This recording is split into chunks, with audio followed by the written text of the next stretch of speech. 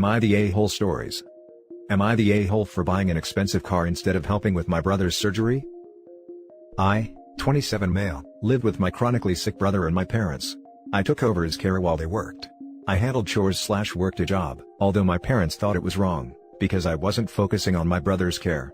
I was doing well in school but I started failing classes. No college savings because they spent all money on my brother. I ignored my self-care and wasn't eating healthy because they only cooked for my brother.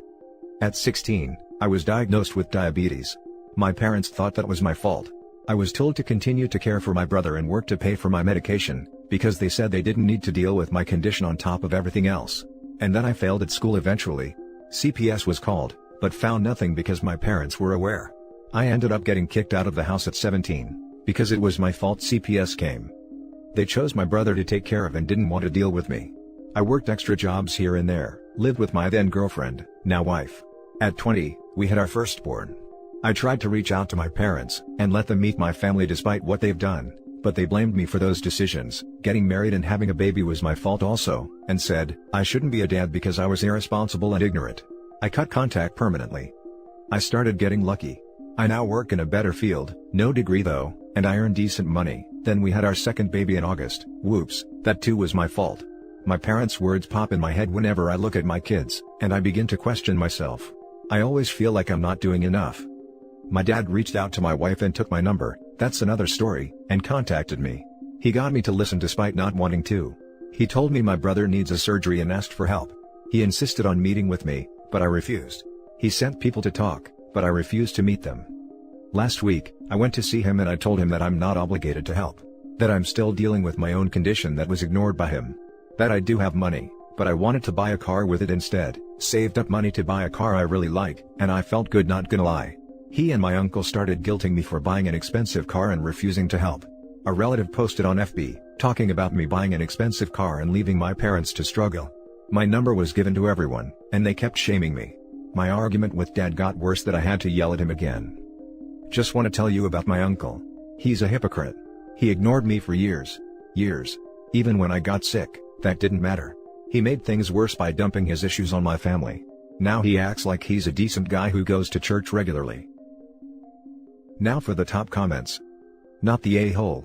Your parents neglected you for their other son. That is not good parenting. I'm glad you lived your own life, and met someone great to spend your life with. If you give them the money, they won't thank you anyways. Live your own life and forget them. Focus on your wife and 2 kids. I'm sure you are, and will be a great dad. Don't listen to what others say.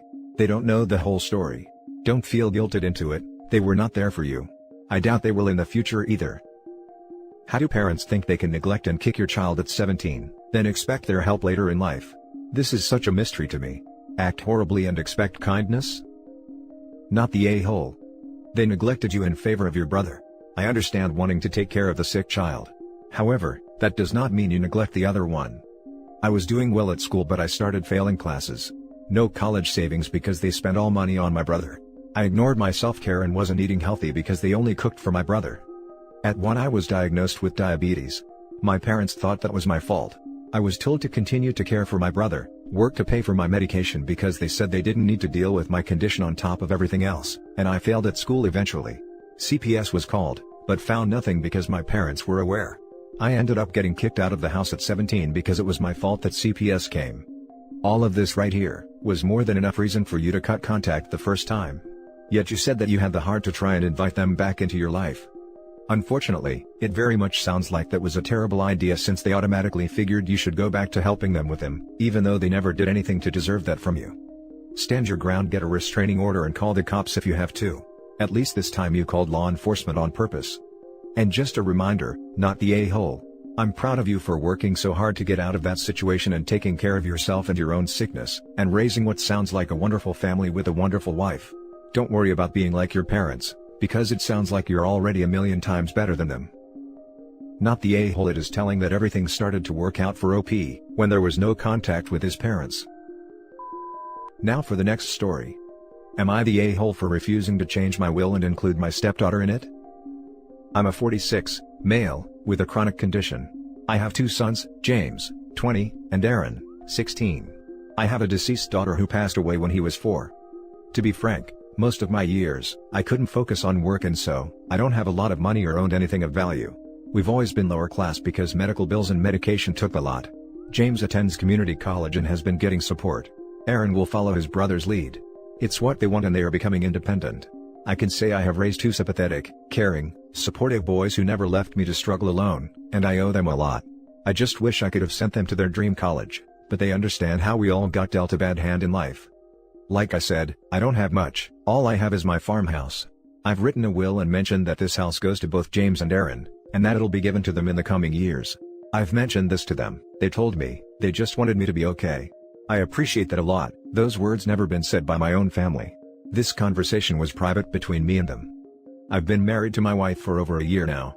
I have a 15-year-old stepdaughter who's smart and very respectful. We all get along as one happy family. There were no issues except for this, my wife and I were discussing finances. Because we wanted to have a joint account to share. And she asked me about the farmhouse I own, she wanted to discuss renovating it and stuff like that. I talked to her and told her that this farmhouse does not belong to me. Therefore, I'm not planning on doing anything with it. It in fact belongs to my sons as a way to give back to them, and also support them as a father, especially after being sympathetic despite everything. She thought that was nice, then she talked about it again, asking me how much I love my stepdaughter and consider her as one of my own. I found this question strange.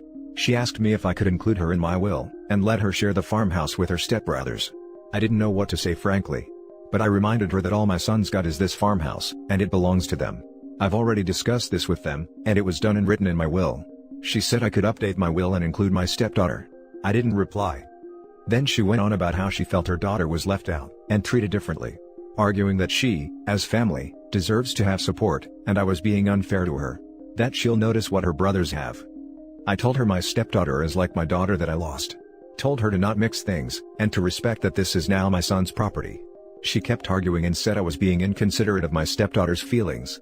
I didn't even bring this up to James and Aaron. They don't have to share what belongs to them. And that's it. My wife's been giving me a hard time about this issue, and just repeating what she said. Now for the top comments. Not the a-hole, I agree with you, the farmhouse does belong to your sons. Your will was decided before you met your wife and stepdaughter, and I actually find it a little concerning that your wife is being so pushy about your will. And I feel like it's somewhat unlikely that this 15-year-old is going to her mom, constantly bemoaning how unfair it is that she doesn't get a slice of the house. Are the two of them really sitting around talking about her inheritance? Give the boys the farmhouse now, avoid death taxes and a contested will. Not the a-hole. OP, read this. Best idea I've seen on here to avoid lawyers' fees, death taxes, will contestation, probate fees, all the fees. Just sign it over to them ASAP, and your wife won't have a reason to keep crying about it. Excellent advice. Not the a-hole, but did you consult a lawyer? Because, in my state, the wife gets a certain amount no matter what the will says, and the farmhouse is presumably part of your estate. Point is, the stepdaughter might get something someday, despite your wishes. My first thought too. The will is irrelevant, because unless there is some pretty rock-solid prenuptial stuff or other legal paperwork going on, the wife gets 100% of everything.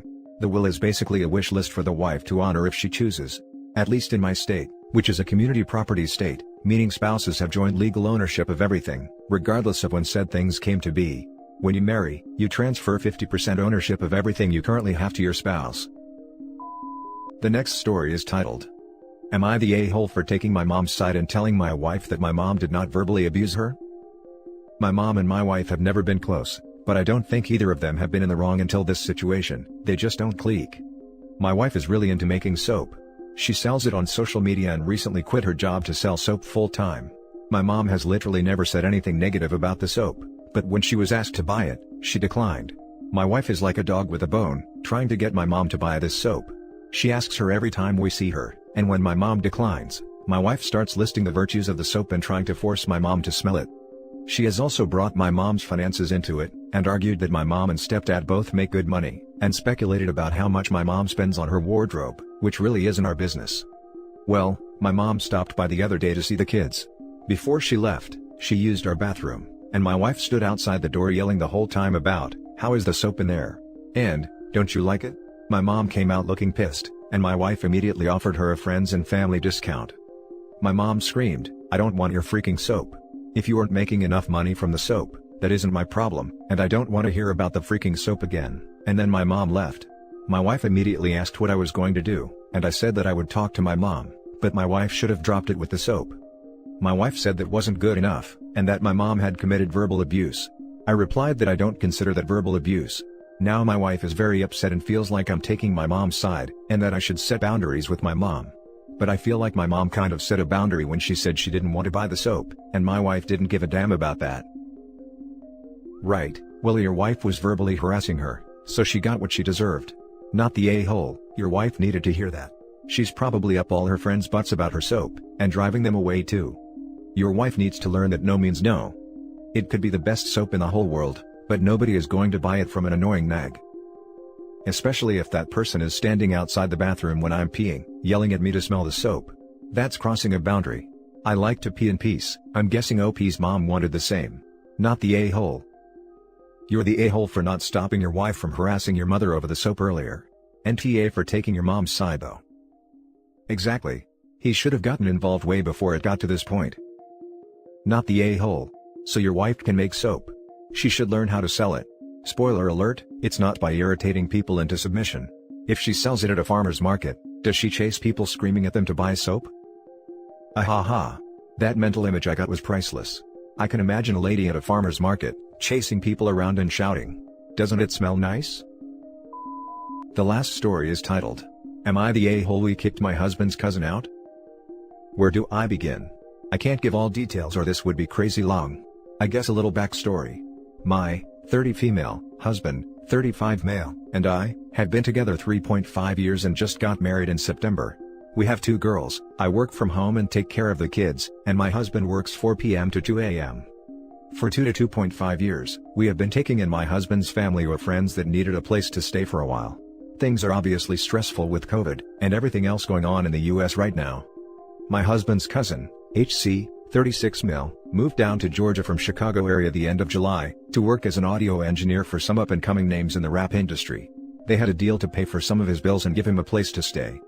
Well, things started going south and they apparently weren't holding up on their end of the deal, but I don't know the full story. Anyway, HC ends up spending the night a few times here, and it somehow turns into him basically living with us, even though he never asked. He plays Call of Duty all night. My husband can't get to sleep when he gets home, because HC is being loud. He constantly brags about how he's hanging with all these rich people, even though he complains they don't pay him like they should. Barely brings food into the house, and only brings taco meat because that is all he wants. Gets my kids riled up and loud while I'm working. Doesn't clean up after himself unless I fuss at him, and doesn't even offer to try to pay a bill to help out. My husband and I both have been struggling mentally the past few months, more than normal, and we realized it was stemming from HC being here, on top of our own issues. We decided to have a conversation with HC and explain that we need space, but he's still welcome to come around and hang out. The first thing out of his mouth was, "Oh, so you don't want me here, huh?" We told him it wasn't like that, and to not twist our words. It ended up in me going off on him and calling him a narcissist. Between the gaslighting I hear him do to his girlfriend, the way he talks about this 20-year-old he's been banging with no protection here in Georgia, and just other obvious red flags, I'm pretty sure I'm correct on that one. He made a big scene about how he's going to have to sleep in his car, or go back to Illinois. I told him we were not responsible for keeping him housed, and he needed to go talk to one of his rich friends. The part that gets me is, him saying he wouldn't have reacted the way he did if we had said something sooner. I know that's a lie. When he finally left, he made a little scene saying, "The narcissist is leaving." I wanted to be petty and say, at least I'm stable enough to have my own place, but I let it be. No point, I guess. Why does some part of me feel a tiny bit bad? I don't regret what I did. Now for the top comments. Not the a-hole. Pro tip, when someone asks a gotcha question like, "You don't want me here, huh?" The way to answer it is, "Correct. You have overstayed your welcome, and we want you to leave." He put you on the defensive and got to jerk you around the wall like the a-hole he is. Good riddance to him. Wholeheartedly agree. Some people cannot help themselves and think that they are the center of the universe, and how everyone wants to be at their beck and call. The cousin tried to spin the narrative, and put OP on the defensive when he said "You don't want me here." You have to take control of the situation and answer, "No." Not the a-hole. He took advantage of your generosity and acted like a nuisance, and then tried to play victim when you put your foot down. Play stupid games, win stupid prizes. He can sleep in his car. Not the a-hole. People who are narcissists will do everything in their power to make you feel bad so that they get their way. From what I can gather, you and your husband seem like good people who were trying to help a family member. However, they took advantage of that from what it seems. At the end of the day, you have to do what is right for you and your family.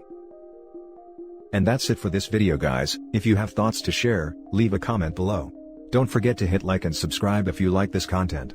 I'll catch you in the next one. Good day everyone.